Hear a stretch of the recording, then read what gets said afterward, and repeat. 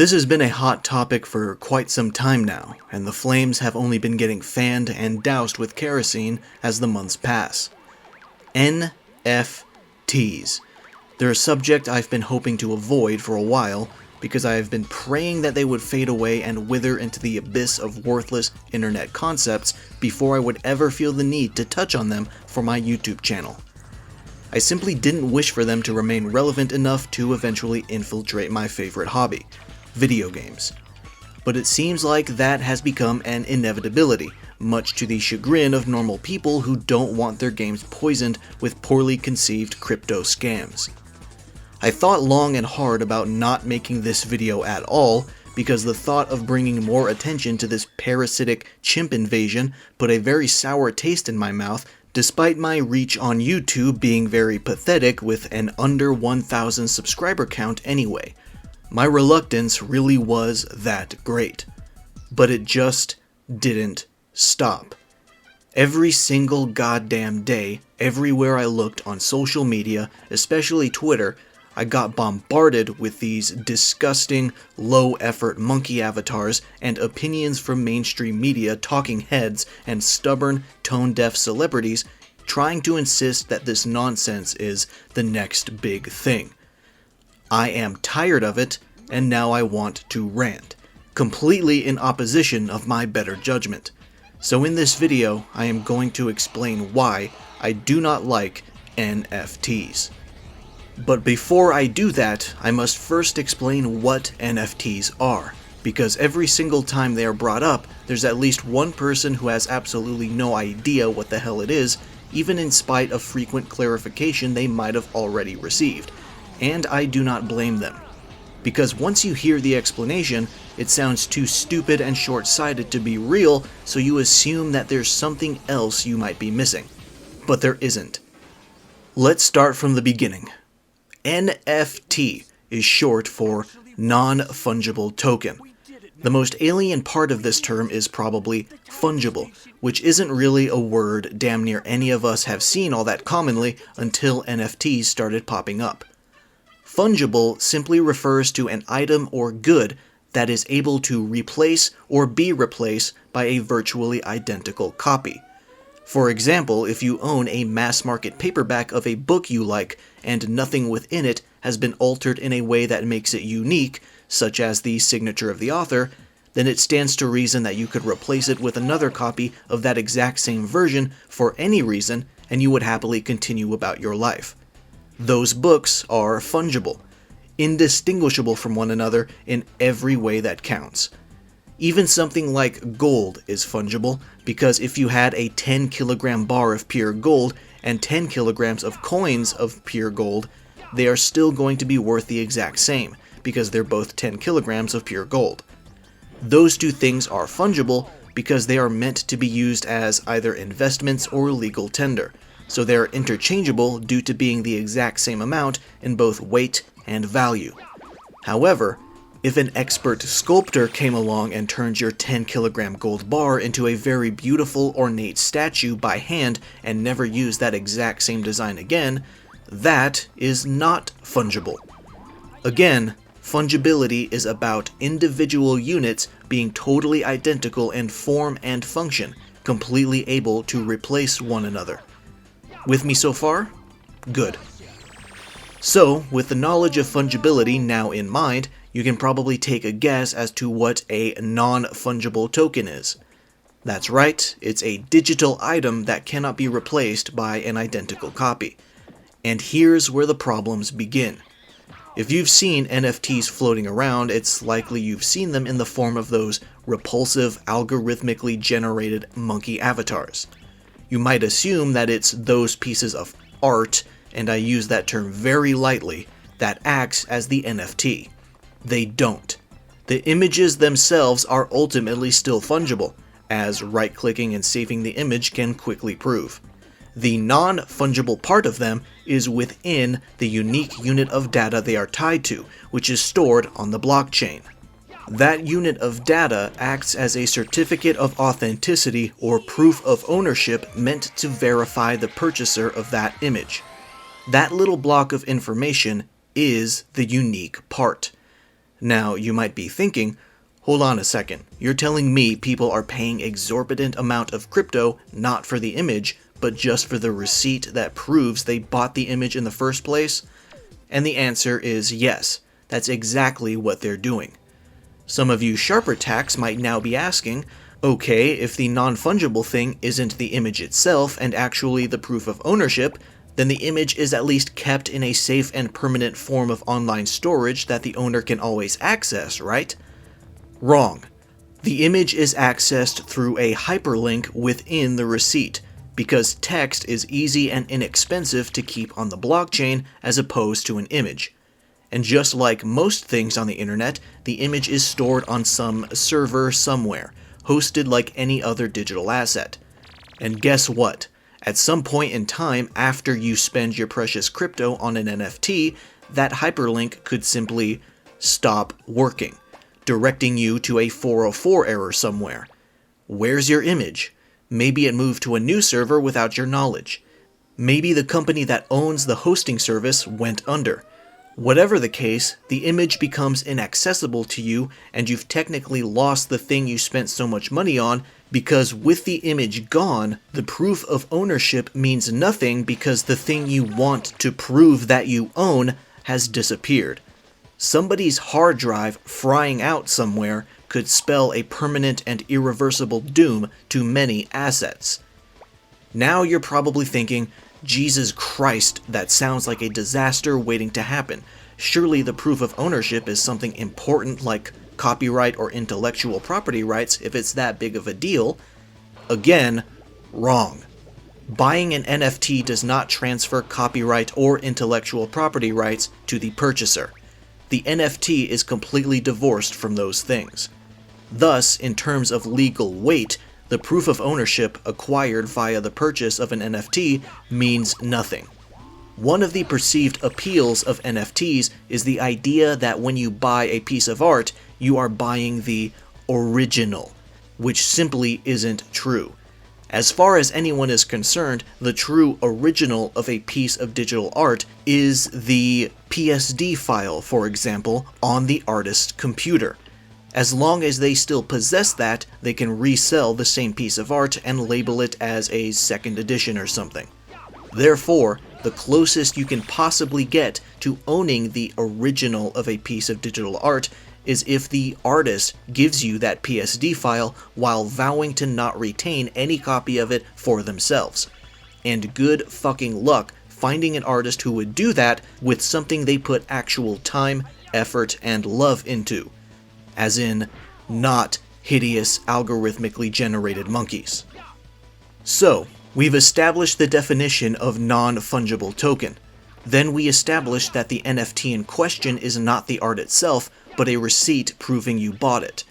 Then we established that the image is not even stored in a safe, permanent location and could disappear at any moment. Then we established that buying the NFT does not transfer any meaningful legal possession of the art. Your next question might be, then what the hell are they doing all of this for? And that is a tiny bit more complex. Most people just want to hop on to what they think is a shiny new way to make a lot of money quickly. They don't care about the idea of actually owning any art as much as they do care about treating the art as investments they can cash in on later for a greater sum of digital money. That in itself should clue you in to the nature of this thing. Others have a sincere belief that they are helping in the construction of a decentralized system of currency, where centralized entities cannot interfere and tell you how, when, or where to spend your money. That sounds all well and good at first, until you realize that a truly decentralized system means that if, on the off chance, your shit gets stolen, there will be no governing body, authoritative figure, or legal enforcement to help you get it back. You will have to pray for the kindness of strangers at most. If you get jacked, it's your fault and you deserve it and you lose. End of story. Sure sounds like a great system to be a part of, huh? In fact, even NFT owners don't know that they actually love centralized intervention until the threat of their monkeys getting stolen becomes real. Some of them laughably suggesting that property laws should be obeyed for them, even though the whole appeal of a decentralized system is to not be bound by laws. In some cases, they actually do get their pictures stolen and say they don't care and will continue to keep identifying themselves through those apes that they technically no longer own, meaning that the proof of ownership doesn't even matter to them anyway because they still own those monkeys in spirit. Funny. At this point, you might assume that I'm through with going over the things I don't like about NFTs, because I covered some of them as I explained what NFTs are. But we're just getting started. There's more reasons to hate this concept. There's the simple fact that the most popular NFTs are those repulsive chimps that don't even look good, and it boggles the mind as to why any person would spend any amount of money on something so offensive to the eye. And the fact that minting NFTs takes a massive amount of computational power that creates a massive carbon footprint. But honestly, there's a couple of other aspects I personally find much more alarming. First, there's the fact that NFT minting is a process that allows art thieves to slip through the cracks. People who steal an artist's work and mint it without their permission with the intention of selling it and keeping the money for themselves. Minting does cost a hefty fee, so there is a risk on the art thief's part in attempting this. There's also a risk of losing money if you're a scalper who snatched a pair of Yeezys with the intention of selling it at a huge markup. But these people take that risk because they only see the potential for big gains. Obviously, there's the argument that fraud is committed with fiat currency all the time. It's not something exclusive to crypto. And that is true. A valid point. But here's the detail that exacerbates the issue on crypto's side. Remember what I said about a decentralized system? An environment where no entity can interfere with how anyone spends their money? It's already difficult to prevent fraud in such a system, and even harder to reverse it once it is committed. Moderation is extremely poor, and it would be a challenge to improve upon it in any meaningful way without directly contradicting the creed of decentralization and elimination of intervention by third parties. But out of all the reasons to turn your nose up at the idea of NFTs, I think the worst thing of all, the most heinous and potentially destructive consequence of these things being popularized, is the mere idea of digital scarcity. A digital file can never truly be stolen, so long as the last person to have it still has access to it. And it's rare for them to lose that access because digital files are not tangible things that you can rip out of someone's hands. This idea is the crux of the argument as to why piracy is not theft, because theft means taking access to something away from a person who bought it with their own money. But piracy means the person who bought it is willingly, usually, creating copies to give to others for free, without sacrificing their own. The point of this distinction isn't to try and convince you that piracy isn't illegal. It obviously is. The point is to insist that piracy is significantly less malicious, if one would consider it malicious at all, and virtually victimless. It's impossible for a digital file to be scarce in and of itself, because its existence is not limited by finite resources used to make it. It's just a bunch of ones and zeros. A file can be duplicated a theoretical infinite number of times, assuming you have the digital storage space and computational power to allow it. That's all you need. Any attempt to make access to a digital file scarce or finite is purely and unequivocally artificial, but it's something that NFTs seek to do, wittingly or not. Creating a system of artificial digital scarcity cultivates a hype-driven speculative market that benefits only the grifters, the rich and famous, or the extremely lucky, and, in the absolute worst-case scenario, makes it so that it's possible for a computer file to be scalped. Think about that. We're already living in a world where it now costs an arm and a leg to buy a PlayStation 5 or a GPU or even a pair of sneakers because scalpers are snapping them up before a normal person even has a chance to click the Add to Cart button, only to resell them at double or triple the price. 10 years from now, do you want all that nonsense to happen for a JPEG, an MP3 file, or even a text document? Of course not. When artificial scarcity is a purposeful design goal that is allowed to become commonplace across all industries, it opens the floodgates for an accelerated monetization and privatization of the internet by corporations, where greater and greater portions of the World Wide Web get owned by a smaller and smaller amount of entities. It's not a coincidence that it's celebrities and billion-dollar companies trying so desperately to make NFTs a household thing. This is not a concept created to benefit the average Joe. And even if it were created with that intention, it sure as shit is not being utilized that way right now. Pushing for digital scarcity is antithetical to the idea of a free and open internet. Obviously, like with most controversial things, NFTs has its defenders, and they have a few of their own arguments in support for the movement, and I use that term lightly. The talking points are fairly common to see, as there's only a few of them and they are regurgitated all the time because they're the only ones with any real legs, which isn't saying much. I've already addressed a few of them on the way to this portion of the video, but there's a couple more to touch on. Quite possibly the biggest one is just doubling down on why a proof of ownership for a digital good is so important. Pro-NFT people will insist they have a greater call to legitimacy when they own the original copy of digital art. As I stated, it's not actually the original, but let's roll with it this one time. A frequent example is the Mona Lisa. There's only one original that can be owned, and while that might not matter to most, it matters to some. This is true, but the disparity between most and some is deeply understated. The problem with this argument is that most people is simply a vast, vast majority.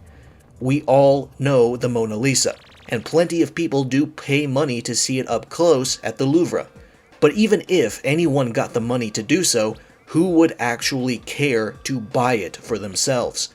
A lot of individuals would be content to simply have a very good canvas copy, because for them, it's about liking the art and having the means to simply see it when they wish, as opposed to the superiority one may feel of truly owning any original, either in itself or with the intention of treating it as an investment to sell later. Furthermore, value in the authenticity of a person's ownership of something is perceived differently between individuals. To keep this comparable to digital goods, let's take Adobe Photoshop as an example. It is a very popular application used by both amateur and professional artists alike, but a huge amount of people who own it got it through piracy, including me. Am I supposed to feel envious of those who have access to Photoshop because they are paying a subscription for it? Horrible payment model, by the way. Because I don't, and I never will. In some cases, I might even view them as suckers. The fact that their ownership of their copies of the software is legitimate means nothing to me. So long as my pirated copy still functions the same as their genuine copy, I don't care. So yes, it is true that provable ownership of an original matters to some people, but the value in that provable ownership is in the eye of the beholder. At best, this argument matters solely on a case-by-case basis, depending on the item, the person who possesses it, and the person who is observing that possession. Another aspect to this talking point that is often given by pro-NFT people is the concert ticket example. They say that their ticket is tied to an unmodifiable packet of data, and the arena or stadium they visit scans the ticket code to verify that data. Obviously, concert tickets are not art. Yes, they are scalpable and can be marked up, and the ticket itself is digital, but their value is still tied to something physical and finite: space inside a building. And the most crucial detail here is that concert tickets become completely worthless once it passes a specific date in the near future. No one's gonna pay a premium for a digital concert ticket to an event that already ended.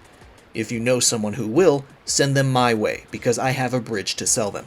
It's minted. Funnily enough, this argument is actually pretty convincing that NFTs are way more useful for disposable, one-time use items used only for security purposes. I can honestly get behind that idea. After all, there's no long-term speculative market for concert tickets. And on top of all that, if someone were to make a copy of your ticket to try to enter the event as you, there is centralized intervention to punish them for their attempted fraud. So far, we've gone over what NFTs are and why they suck. But I mentioned way back at the very start of the video that they've begun to infiltrate my favorite hobby, gaming. And they're doing so in more ways than one. So, without any further ado, let's dive into that subject. First of all, there's the existence of NFT blockchain games. They're games made from the ground up to allow people to acquire in-game assets with money and increase the value of those assets by playing the game more and then reselling them. In terms of aesthetic and production value, these games are hardly any more appealing than your average mobile game. But the added mechanic of being able to make a profit by simply playing it like normal is a special benefit that they have. It's referred to as play to earn. Generally, these games mind their own business in their own little corner of the internet that we can very easily ignore, so my beef isn't really with them. However, I still do find the idea of playing a game solely to make a profit from it pretty repulsive, because the focus of the game's quality turns away from its gameplay mechanics, writing, and art style to how efficiently it makes someone money. We've already begun to see a shift like this, but on a smaller scale that doesn't involve money directly, way back when Microsoft introduced achievements to Xbox owners. Obviously, you can't make money off achievements, but it did create a certain type of video game player who begun to buy and play any mediocre trash game they could get their hands on simply to experience the dopamine hit of the achievement notification popping up on their screen. I've seen these people before. They're somewhat rare, but they exist. They don't care about the quality of the game they're playing. They barely even see the game for what it is. They could be playing Doom Eternal or Balan Wonderworld. It doesn't make a difference to them. They only care about how easy it is to get a higher gamer score. To me, NFT games just come off as a more sinister version of this because money is directly involved now. But let's move on to the grander issue, the implementation of NFTs in regular, everyday AAA titles. A few companies have expressed interest in doing this. None of them received positive reception for it, and some have walked back on their plans while others silently press forward, like Ubisoft, a name that no one should be shocked to see associated with this nonsense, because if there's one big publisher that's eager to squeeze long-term monetization out of everything they make no matter what, it's them. In fact, I made a video talking about it several months ago. One particular dream that pro-NFT people have for the future of NFTs in gaming is echoed by the one and only Mike Shinoda of Linkin Park fame. He's one of the rich and famous people eager to hop onto the bandwagon, and in a very controversial tweet, he laid out the idolized NFT gaming utopia where buying a skin in one game allowed you to use it in a completely different game made by a totally different company and under a different publisher. Thanks to decentralization, they wouldn't really be able to stop you, right? Wrong. This tweet is emblematic of the biggest problem plaguing NFT gaming discussion. People who support the concept are looking so far into the future, they're skipping the 500 hoops that will need to be jumped through in order to settle all the practicality issues with an idea like this. And there's a ton. You really think you could just buy a skin in Valorant and load it up in Call of Duty and Battlefield within the next 5 minutes with no difficulty? These games are made by different studios with different people using different game engines hosted on different servers. There's sculpting issues to consider, rigging and animation issues, art style issues, and general cross-game communication too. Sometimes a massive amount of assets need to be remade between games in the same series because of unexpected software-related obstacles, and you expect 5 different franchises to just play nice with each other's assets with no problem? And all of that is only discussed after you get every relevant developer, publisher, and platform holder to agree to allow this in the first place, which is the most immediate concern. Because why would they? Why would any of these notoriously penny-pinching companies agree to allow players to use skins in their game that were purchased from a separate marketplace or online economy they have no control over or receive no money from? And assuming they were willing to try it, it would only work if they all adopted one uniform game engine to use for all of their games from that point on, with a coalition of people established to enforce the standard. Sounds like a great way for innovation to be taken out back, shot in the head, and thrown into a shallow grave, contrary to the artistic liberation the NFT supporters try to preach. This shit is a pipe dream at best, and a destructive delusion pretending to be pro-consumer at worst. Now, if we were to discuss cross-game NFT implementation solely between games made by one publisher, that could be a different story. It's much more feasible. But even then, what would the appeal be here? The answer is simple: a combination of the fear of missing out and the desire to show off. Allowing people to own unique and limited skins, badges, weapons, skills, upgrades, usernames, whatever, takes advantage of those two things. NFT assets pull you in with the promise of making you look special among other players, then sinks its claws into you by saying you can also get those shiny unique assets in other games where you can buy even more stuff. It's a carrot constantly dangling in front of the face of people who are obsessed with digital vanity. And it's not a new concept.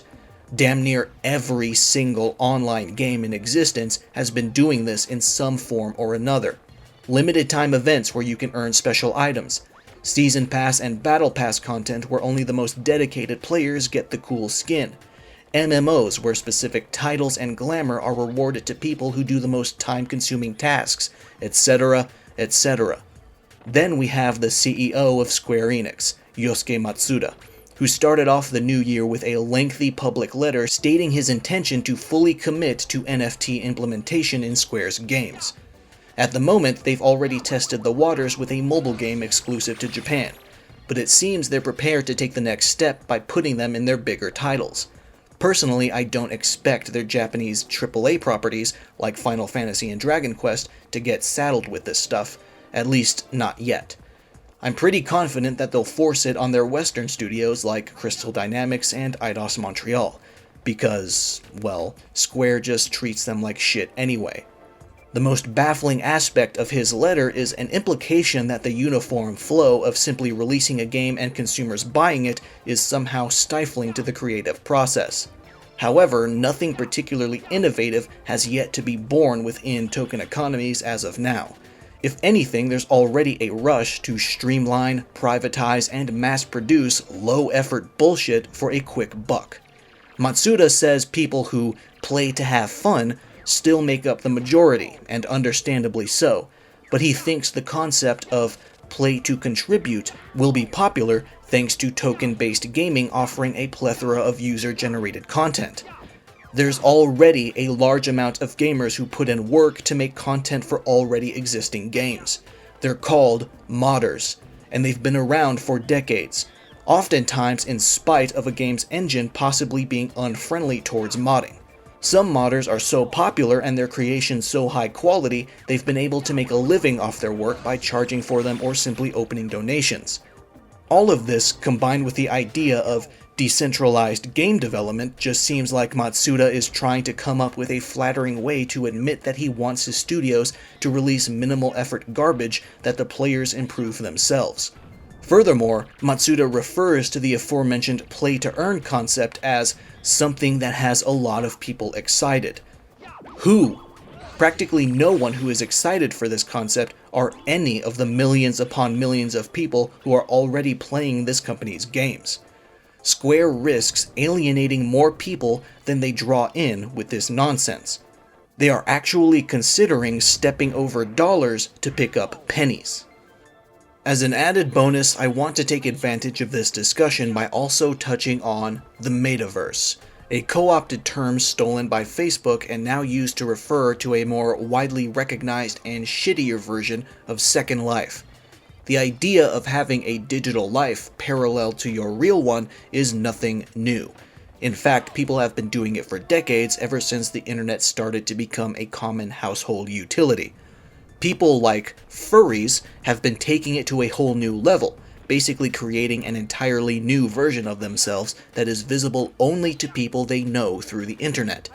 This is all old hat. The metaverse is not a new idea, and the co-opted metaverse that we know right now is yet another example of a corporation taking something already established and attempting to push it as something new that they made. It's a soulless and terribly transparent ripoff of known ideas. So, after all this, the question remains, what are NFTs?